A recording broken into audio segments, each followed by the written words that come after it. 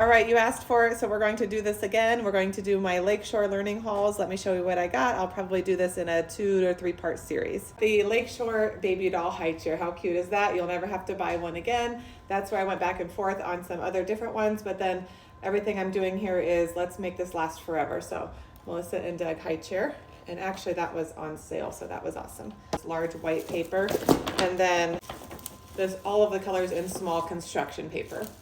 The treehouse set that Cash got, the only thing that I didn't know, it did not come with the people. So here we got the pose and play people for the treehouse set. Okay, so they're just very slightly bendable, not like super, but definitely you can pose them.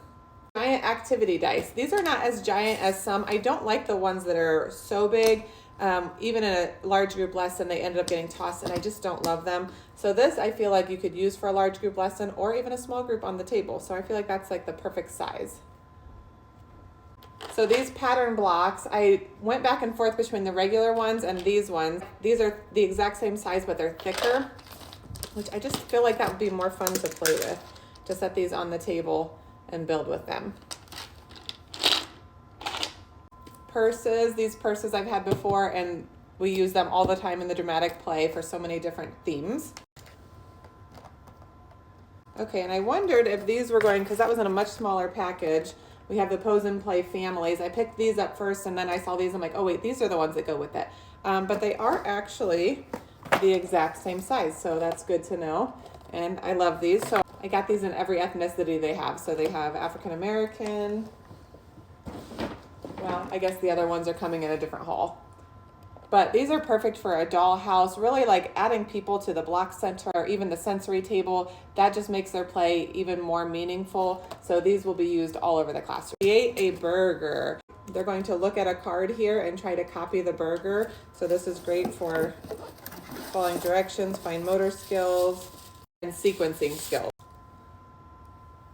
So it comes with all kinds of different cards. They're going to choose a card. It tells you what you need at the top and how to build your burger. Magnetic families. So again, this is a great one for the block center or just a bin. So they're magnetic. That is really, really fun. And then there's smaller ones and bigger ones. So we have child size and adult size. All right, these are actually for my kids for like their water bottles. I thought that was really cool. We saw those at the register, but fidgets are just such a great way. I'm actually a kinesthetic learner, so to touch something like this while I'm learning is just so helpful.